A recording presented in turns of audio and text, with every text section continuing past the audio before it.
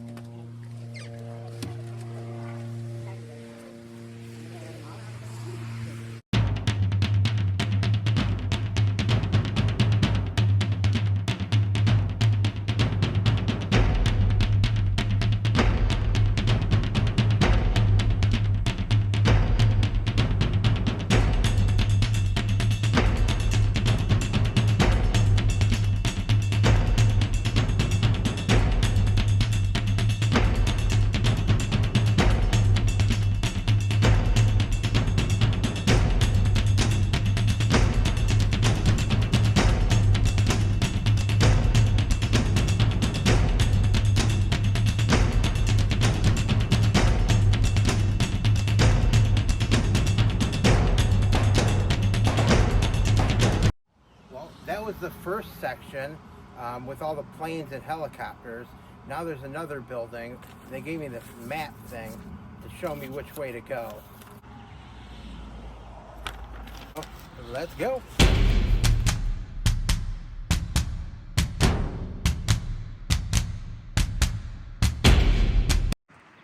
Looks like they do a water saving thing here. I wonder why. Good for them.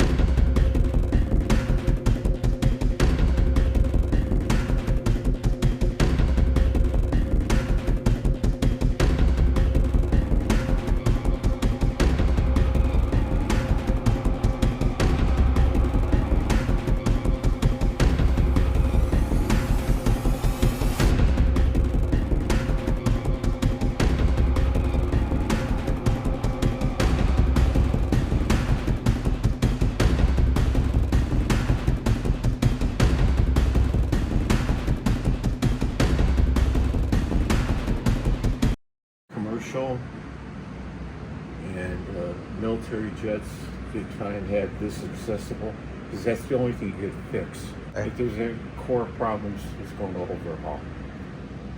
I mean, deconstructing the engine.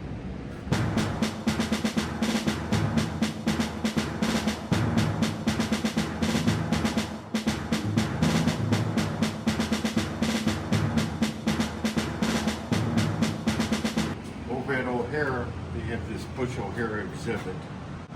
Past members of the club fished that aircraft out of Lake Michigan because they used to train carriers, pilots right outside Chicago here. This is a J-57, and you know, this was on 8 of them would be on a B-52. Turbojet engine, not a fan jet. We at United, we had these on our DC-8s. well, late 60s when I started there. And what's amazing is the fit, the welding, the finish and fit of everything. This is all done before computers. This is a compressor. So you got, I forgot what this was,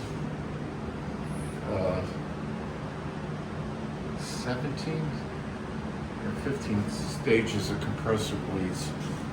You'll have a standard blade, which is, first set of blades are rigid. The second one is a compressor blade.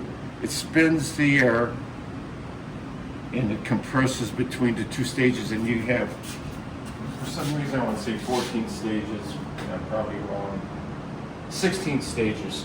So you have 16 sets of those blades here. Pressurizing, pressurizing, pressurizing, pressurizing, pressurizing. Then it gets over here.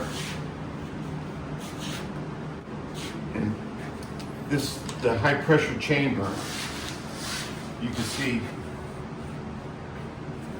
I mean, this is beautiful work. The welding and everything. These are burner cans. So you got all this area, it's like an iron lung. It's high pressure here. And if you take a torch and you put it to, well, if you take a flame and put it to metal, it's a cutting torch. So they had to keep the flame off the cans. So they devised the system, since this is higher pressure here, it's forcing air into this, and the way they drill the holes, it focuses the flame into the center of the cans, keeps it away from the metal. And then the super hot air turrets, you've got another set of turbine here that powers that. Spins here, all the way back to it. And this is a real old engine. This was probably made like, I want to say like 58 or something like that. And everything has to be safety wired, so they don't come loose. Every one of these, they're castellated shear nuts. They're pinned, and what they'll do is, let's see, they safety wire them all together. So in case you try and loosen this one off, it's going to tighten this one. Clever. And that is a pain in the ass. Anytime we had to do maintenance, the Air Force had safety wire pliers that you could pull, and we were supposed to do it by hand. In school, that's what they taught you. Because there's a lot of vibration, a lot of temperature changes. You should be able to see the other turbine in there. Afterburner section.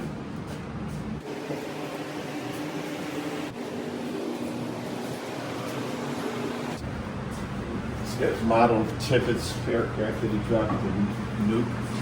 Now that, you had 18-cylinder engines, so that's 36 spark plugs per engine. So you had 64 and 60, 128 spark plugs. Wow. We had that engine on Lockheed P2, SP2H. So just to change plugs is a big job. We used to have a cradle in there. The Phantom, one of the two jets in the Phantom. J79. It looks complicated. Well, yeah, it's a turbojet. It's one of the more modern turbojets.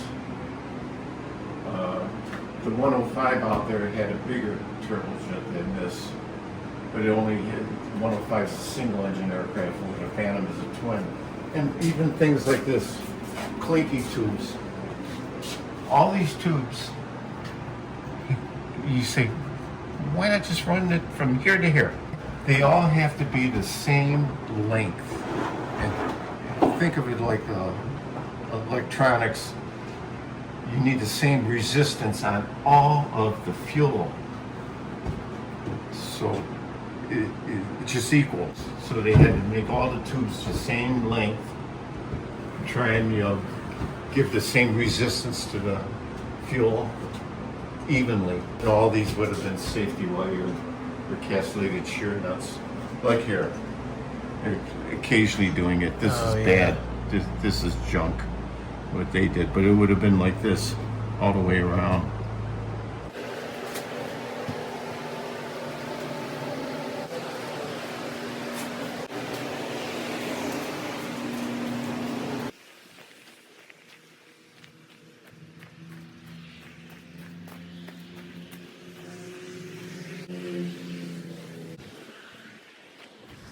All right, that was Air Classics, the Museum of Aviation, preserving the dream. I just want to give a shout out to Bob, who worked here. Very informative guy. You'll hear him in the video. Maybe you'll see him in the video later on. But this place was pretty awesome. Come by. It was $10 to get in. There's 4 buildings. Great time. See you, Bob. Thanks again.